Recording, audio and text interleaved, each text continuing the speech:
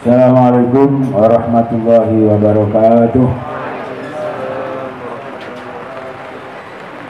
Bismillah, alhamdulillah, wassalatu wassalamu ala rasulillah Sayyidina Maulana Muhammad bin Abdullah wa ala alihi wa sahbihi wa mawalah ma ba'dah. Yang kau hormati para kiai, para ibu nyai, khususipun para pengasuh Pondok Denanyar yang hadir pada siang hari ini,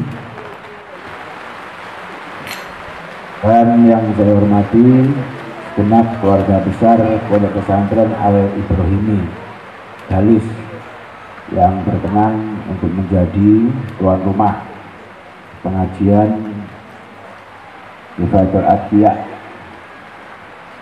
putaran kelima kayaknya di Madura ya, tapi kok penglima nang Bangkalan terus sih, kalau perkembangan berarti harusnya segera bisa melangkah ke kota-kota yang lain, karena Madura tidak hanya Bangkalan. Ini keluarga besar keluarga ini ada Pak Walid. Sebenarnya keluarga ini luar biasa karena banyak yang menjadi alumni Denanyar, bahkan hampir seluruhnya. Cuma akhir-akhir ini kok ketoknya gak pati ono Izan. Insya Allah muga-muga barokah ngaji habis ini nyambung lagi. Sementing itu sementing. A'udzubillahi minasyaitonirrajim. Bismillahirrahmanirrahim. Alhamdulillahirabbil alamin wassalatu wassalamu ala asyrofil anbiya'il mursalin wa ala alihi wa sahbihi ajma'in. Walal ma'alifu rahimahullahu ta'ala wa nafa'ana bihi wa bi'ulumihi wa bi'asrari fid darin amin ya rabbal alamin. Wa minha al-muhafadhatu ala sunan. Walaupun nang Madura tetep dimaknani cara Jawa, soalnya sampeyan dhisik pondoke nang Jawa. Wa minha lan iku setengah saking wasaya tis'ah, ayat wasaya tis'ah al-muhafadhatu utawi jogo, al-muhafadhatu utawi jogo pengelanggengi alas sunani ingatasi pira-pira tidak lampai Kanjeng Nabi.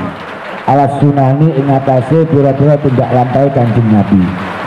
Ini pesan yang kelima dari para aulia kepada kita, agar kita tetap mengikuti jalannya para ulama, para aulia, yaitu apa?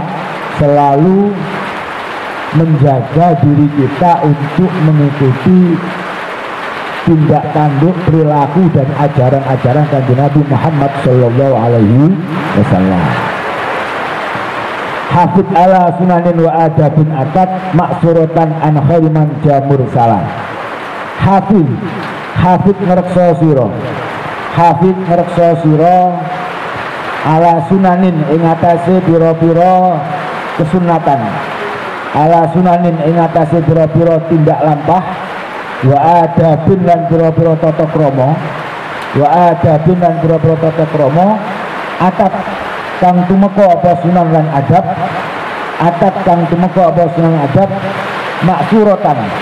maksuratan halid dan ceritaake, maksuratan halid dan ceritaake min an khairiman saking luwih baguse wong, tegese Kanjeng Nabi an khairiman saking baguse luwih baguse wong, jaa kang rawuh sepeman mursalan halid dan utus, mursalan halid dan utus. Ini azam yang pertama dalam bab ini, hafid ala sunanin wa adabin atat maksuratan an khairiman jamur salam. Jagalah diri kita semuanya agar selalu mengikuti perilaku dan etika yang telah diajarkan Kanjeng Nabi Muhammad Sallallahu Alaihi Wasallam. Jadi ukuran kita ini di dalam melakukan segala sesuatu, apakah kata-kata, tindak tanduk, bahkan juga apa ada dalam hati kita, ini harus meneladani dan mengukur dengan apa yang dilakukan oleh kanjeng Nabi. Tapi tentu satu-satunya jalan agar kita ini bisa mengukur diri kita dengan ajaran Kanjeng Nabi, caranya dengan satu, yaitu apa? Belajar alias ngaji. Dewe dewe memang ngaji ini cocok gak ambek tindak tanduk Kanjeng Nabi? Kita mengaji seperti ini sesuai nggak dengan ajarannya Kanjeng Nabi? Oh ternyata Kanjeng Nabi pernah berkumpul dengan sahabat, memberikan daun-daun, memberikan nasihat, memberikan banyak ilmu. Walaupun bentuknya berbeda, tapi substansinya sama. Yaitu apa? Ada ta'allum wa ta'lim. Ada belajar dan mengajar. Berarti secara prinsip apa yang kita lakukan sesuai dengan ajarannya Kanjeng Nabi. Itu makna nadum yang pertama. Jadi kita semuanya harus selalu waspada menjaga agar setiap langkah, setiap yang kita lakukan bercermin terhadap ajarannya Kanjeng Nabi. Panjenengan pamane berinteraksi dengan tetangga. Bagaimana Anda melakukan tetangga, memperlakukan tetangga? Maka ingat bagaimana Kanjeng Nabi memperlakukan tetangga. Ono dalil apa? Siapa orang yang mengaku beriman kepada Allah dan yaumil akhir, falikrim dhaifah, falikrim jaroh, dan seterusnya. Muliakan tetangganya, muliakan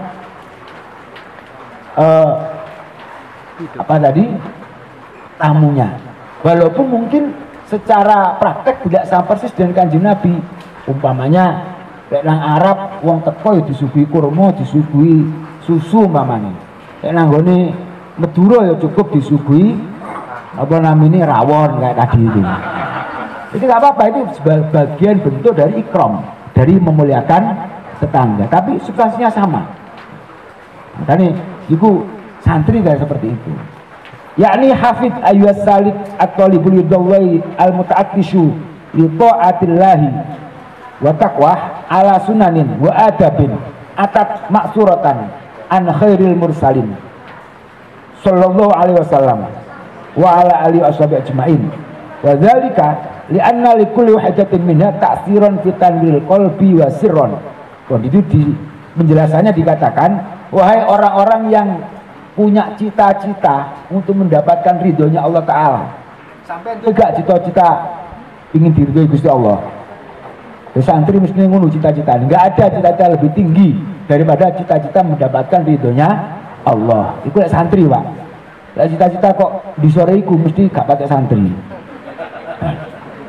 Maka satu-satunya cara salah satu cara untuk mendapatkan ridhonya Allah Ta'ala adalah menjaga perilaku kita sesuai dengan arahan-arahan, petunjuk-petunjuk yang disampaikan oleh Kanjeng Nabi.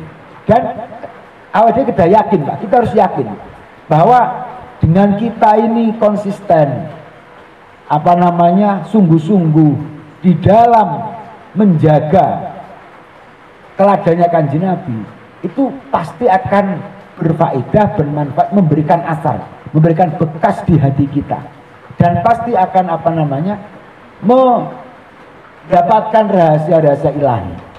Makanya kiai-kiai ini kok nopo kadang-kadang noto merintah orang itu kok kadang-kadang hasilnya itu bisa kita 10 15 tahun ke depan. Saya tadi diceritani Pak Nasrul nih. Pak Nasrul ini saya juga malah gak pernah digitukan sama mertua saya.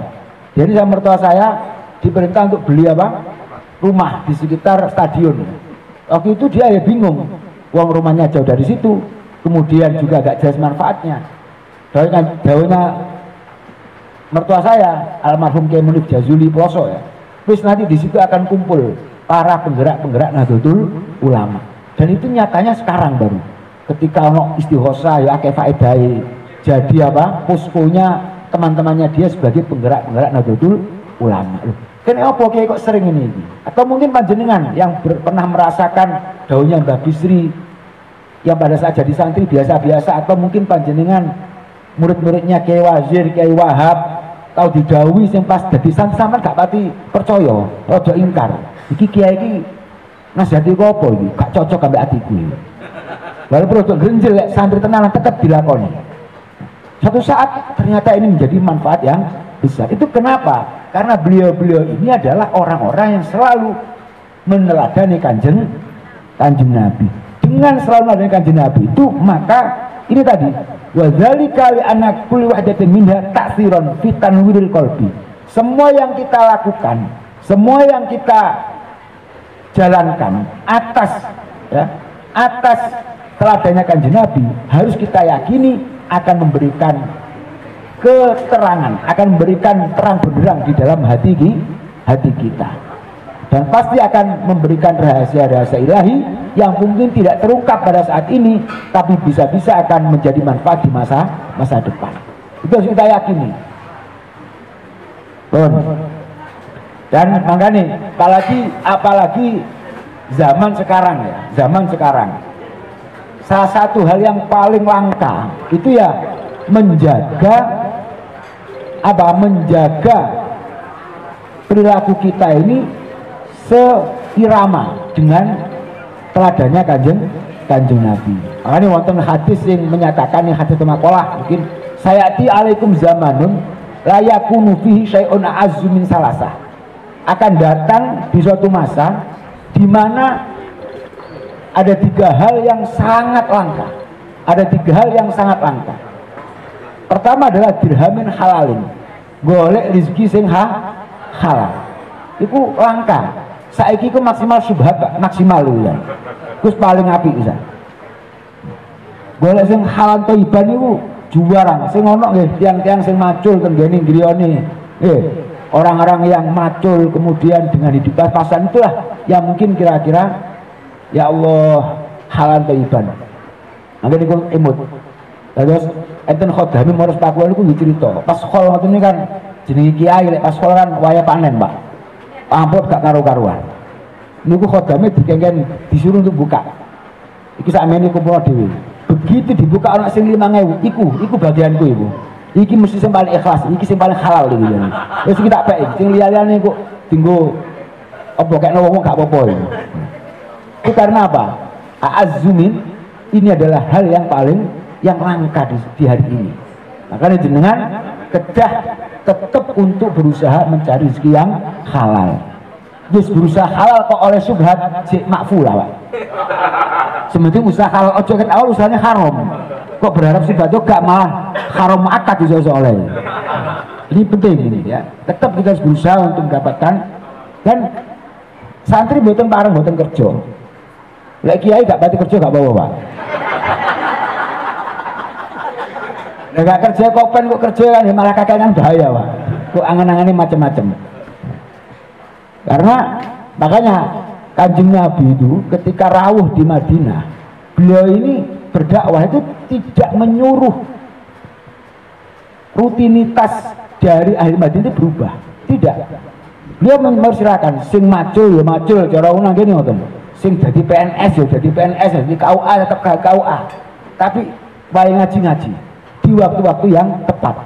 Makanya kemudian di literatur tasawuf itu sangat populer, bahasa mengatakan al-kamilu man yusalliku lin nasi, ada mengatakan man yusalliku nasa wahum ala khirafihim. Guru yang sempurna itu adalah guru yang mampu memandu santri-santrinya menuju ridho Allah Ta'ala tanpa meninggalkan pekerjaannya. Sing macul tetap macul tapi akhirnya mlebu surga. Yang jadi PNS dan PNS tapi akhirnya bisa. Ini guru yang sempurna, al-kamil, guru sing efektif lah. Laman ya'murun nasa tarka khirafihim hatta yusallikahum. Bukan seseorang yang kemudian menyuruh masyarakat, menyuruh santri-santrinya untuk meninggalkan kegiatannya, rutinitasnya, baru dia bisa memandu mereka masuk surga. Lek ngene gak usah kiai iso, Pak. Lek ngene gak usah kiai iso, tapi lek kiai iki tadi. Kamu umpamanya jadi politisi, oke. Jadi pedagang, oke. Jadi PNS, oke. Ngene carane, lek jadi politisi mlebu surga, bikin niat kamu seperti ini. Bikin perjuangan seperti ini. Kalau kamu jadi pedagang, maka jujur dan seterusnya. Itu kalau guru mampu memandu umatnya menuju ridho Allah tanpa mengganggu rutinitas yang tidak berlawan dengan syariat, inilah baru guru yang top. Inilah baru guru yang sempurna. Kemudian yang kedua yang langka juga itu akhin yusta'nasubihi. Akhin yusta'nasubihi, teman saudara yang benar-benar menghibur.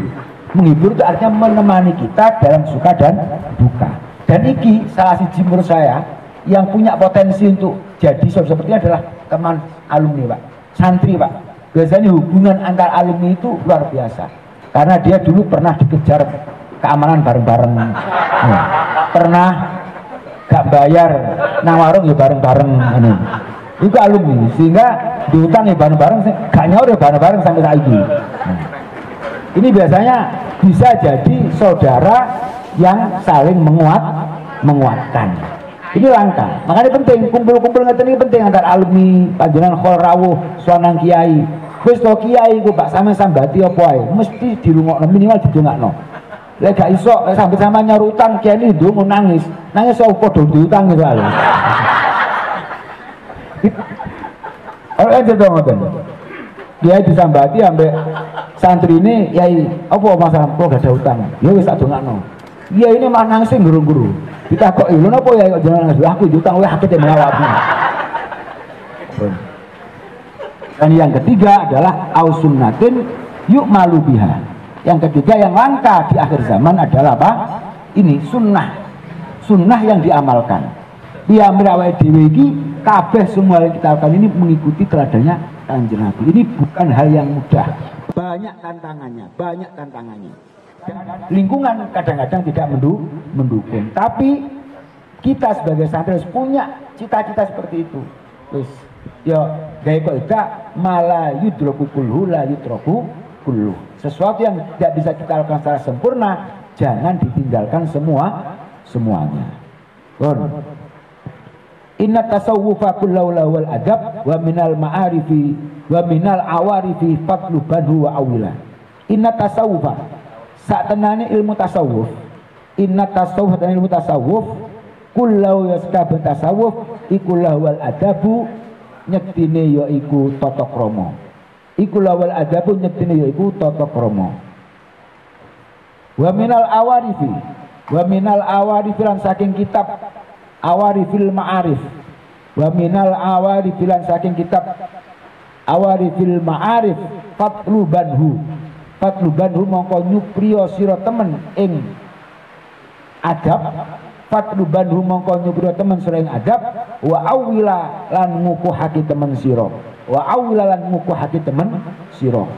Dah, setelah menjelaskan tentang pentingnya kita menjaga perilaku setelah dengan Kanjeng Nabi, Nazm yang kedua menyatakan bahwa inna tasawufa kullaula wal adab wa min awari fatlubanhu wa awila. Ini kitab Kifatul Adqiyah itu adalah menjelaskan tentang ilmu apa? Tasawuf atau ilmu akhlak atau ilmu adab. Moga Mas.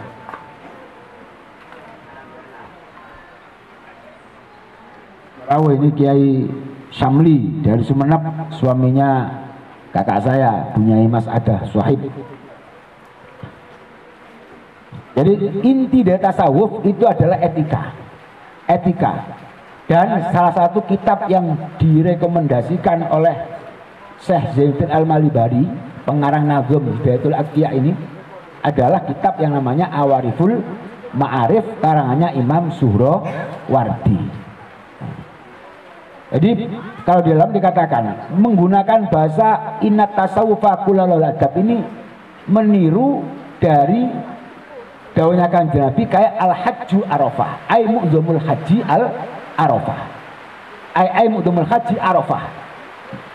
Jadi inti dari haji itu wukuf di Arafah. Sama dengan inti dari tasawuf itu adalah berperilaku, berucap dan mempunyai hati yang penuh etika. Yang lain-lain ini pelengkap saja. Mana wong itu kok haji, kok keliwatan wukuf Arafah, mesti gak sahih. Tapi kalau yang lainnya bisa, apa namanya, tawaf, sa'i, kemudian jamarot, romil jamarot, bahkan jamarot itu masih bisa diganti dengan apa? dam dan seterusnya. Tapi orang kok kehilangan kesempatan wukuf di Arafah, maka hajinya sudah tidak akan bisa sah pada tahun itu. Kalau ada kecerobohan, dia wajib untuk segera melaksanakan tahun depan. Ini bahasanya sama dengan bahwa at-tasawuf adalah al-adab. Inti dari tasawuf adalah etika. Inti dari tasawuf adalah etika. Dan satu kitab yang diremuskan, kitab namanya Awariful Ma'arif. Iki lek sampean tahu ngaji kitab Ihya Ulumuddin, minimal ya tahu delok-delok lah ya. Masuk santri gak tahu nonton ae. Minimal tahu krungu lah, Pak. Minimal tahu krungu ya. Kitab namanya Ihya Ulumuddin, itu kitab masterpiece-nya Imam Ghazali. Itu di pinggirnya ini, di hasyahnya itu adalah kitab ini Awariful Ma'arif karangan dari Imam Suhrawardi. Itu salah satu kitab yang direkomendasikan. Qala Abu Hafiz Al-Haddad. Qala Abu Hafiz Al-Haddad, at-tasawuf kullu adab. Li kulli waqtin adab wa li kulli halin adab wa li kulli maqamin adab. Faman lazima adabal awqat balagha mablaghar rijal. Wa man daya al-adab fahuwa ba'idun min haitsu yadunnul qurb. Wa mardudun min haitsu yarjul qabul. Abu Hafiz Al-Haddad mengatakan bahwa inti atau isi dasar adab, likuli waktu adab, setiap waktu itu ada adabnya. Oh ngaji ini adabnya piye, nemoni tamu adabnya piye, karo guru adabnya seperti apa, sama murid adabnya seperti apa. Kan ada adab, maka dibahasin ku ngarang kitab jenenge apa? Adabul apa? Alim wal muta'alim. Jadi guru itu diadabi, yo duwe adab, yo ono adabe. Jadi murid juga ada adabnya. Jadi bedagang ada adabnya dan seterusnya. Jadi panjenengan ini profesinya apapun, asalkan semuanya didasarkan pada adabiyah, maka jenengan bisa digolongkan seorang mutasawwif, orang yang sedang menjalankan tasawuf. Yang penting semua yang panjenengan lakukan itu dasarnya adalah adab. Walikul halin adab, setiap apa kerentek-kerentek di hati kita itu juga ada adabnya. Oh awalnya gak oleh hasud, gak oleh apa dengki, gak oleh takabur, ya. Bahkan saya jelaskan juga bahwa ibadah ubudiyah itu kan maknanya apa? Ngawulo. Ngawulo itu artinya apa? Menjadikan kita ini orang yang sangat rendah hati dan memahami akan segala keterbatasan kita. Itu esensinya ibadah. Maka disebut ubudiyah. Anonimnya atau lawannya adalah apa? Rububiyah, menjadi Tuhan. Dan itu adalah haknya Allah Subhanahu wa taala. Makanya salah satu makalah yang cukup populer di Hikam itu kan maksiatun aurosat yulan waftikoron khairun min taatin aurosat izzan was tikbaron. Perbuatan maksiat yang memberikan asar, memberikan labet, orang semakin rendah hati, semakin merasa berdosa, semakin merasa hina, semakin merasa jelek, itu lebih baik daripada ibadah taat yang menimbulkan rasa takabur, rasa sombong, rasa tinggi hati. Tapi kijo dimaknani rata-rata loh. Maruhaman mulih, berarti maksiat kadang-kadang lebih apik daripada ibadah. Saya tak maksiat ya, sebenarnya kan atine. Bukan begitu, tapi bahwa kita harus tahu, kita ini melakukan ibadah itu esensinya apa? Esensinya adalah membuat hati kita ini semakin rendah hati, semakin merasa hina, semakin merasa butuh terhadap Allah Subhanahu wa ta'ala. Bukan semakin menyebabkan kita tinggi hati, sombong dan seterusnya. Nah, itu salah satu adab di dalam haliyah kita, di dalam perasaan kita. Walikul maqamun adab, dan di setiap situasi itu ada adabnya. Maka kemudian dilanjutkan, barang siapa yang dalam setiap waktu, setiap tempat, setiap situasi, setiap kondisi selalu dilandasi dengan adabiyah, maka niscaya dia akan mencapai tujuannya, mencapai cita-citanya. Apa cita-citanya? Cita-cita paling utama adalah ridhonya Allah Subhanahu wa ta'ala. Tapi sebaliknya, uang kok ketok ibadah tapi tidak pakai adab kayak tadi itu, ibadah tapi habis itu sombong, menyalah-nyalahkan orang lain, bahkan mensesat-sesatkan orang lain, maka niscaya dia akan merasa dekat dengan Allah tapi hakikatnya dia semakin jauh dari Allah Subhanahu wa ta'ala. Itu kan ya dia mboten pareng, makanya cobone dadi kiai kan ngoten Pak. Cobone dadi kiai kok kula ati cobane lebih gede daripada sampean. Kula nyekel mik niki mesti punya potensi lebih besar untuk merasa lebih hebat dari sampean, lebih apik dari sampean. Padahal ini berlawanan dengan isine ngaji. Ngaji kan ibadah. Mesti wong ibadah itu tambah merasa, tambah yakin kira-kira sing ngrungokno iki mesti mlebu surga lebih daripada aku. Karena apa? Yang ngrungokno iki jauh dari takabur, jauh dari sombong, jauh dari nyaingi pangeran. Karena takabur atau istikbar itu monopolinya Allah, sifat privatnya Allah Ta'ala, gak oleh orang sing nyaingi. Lho kok ono kiai nyaingi Gusti Allah kan ya kurang ajar ya gini. Maka dan itu potensinya ada pada kiai bukan pada santri. Kayak santri ngerasa bodoh, ngerasa kiai kadang-kadang ngono kuwi. Aku santriku akeh, aman iki. Alumni akeh dan seterusnya. Ini bahaya. Ini cobaannya apa? Cobaannya kiai. Makanya di gone Asia apa namanya? Ada maka mengatakan Iqbalun nasi alal muridi qabla kamalihi summun qatilun. Iqbalun nasi alal muridi qabla kamalihi summun qatilun. Jadi madhepe masyarakat, fanatiknya masyarakat kepada seseorang yang mentalnya belum siap, mentalnya belum matang, itu bisa jadi racun mematikan. Itu bisa jadi racun mematikan. Mana kula ngeten iki. Ini kejadian nih. Kula kan guys, apa putune Mbah Bisri di alumni akeh. Kula delokno wong. Lho, iki lek mental kula gak kuat, ayo serbu sing ngono aku iki. Lek awakmu pingin diakon sari Mbah Bisri kudu mbok serbu kok sing ngono aku. Iki apa? Lek mentale mboten kuat. Dan ini akan menjadi perpecahan yang luar biasa. Itu nggak boleh seperti itu Pak. Sampai macam-macam dibolo akeh, kemudian merasa besar, kemudian melakukan semangat, jangan, tidak boleh. Tapi bahwa semua itu kita anggap sebagai ujian. Semua itu kita anggap sebagai tantangan yang harusnya semakin merendahkan hati kita. Itu kudunya ada yang mikir, ya Allah, aku iki ahli maksiat, ibadah gak tahu khusyuk, kok dikei nikmat ngene iki karo Gusti Allah. Iki nikmat apa istidrat? Paham sampean? Beda nikmat atau istidrat. Nikmat itu memang sesuatu yang Allah Ta'ala kemudian kita manfaatkan sesuai peruntukannya. Itu nikmat. Istidrat itu adalah sebuah kelebihan, keistimewaan yang diberikan Allah kepada makhluk, tapi semakin menambah kemaksiatan orang tersebut. Contoh kayak Fir'aun. Fir'aun itu salah satu keistimewaannya nggak pernah sakit Pak, gak tahu loro Fir'aun itu, bahkan nyamuknya gak doyan.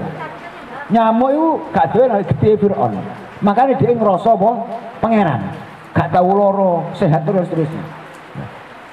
Gak tahu sakit itu kan nikmat Pak, itu kan keistimewaan. Menungso itu biasa yo, kadang loro kadang waras, ini gak tahu loro. Tapi kesehatannya itu membuat dia merasa sebagai itu Tuhan. Iki jenenge istidraj. Iki jenenge istidraj. Nah, maka kita harus selalu waspada. Harus selalu waspada.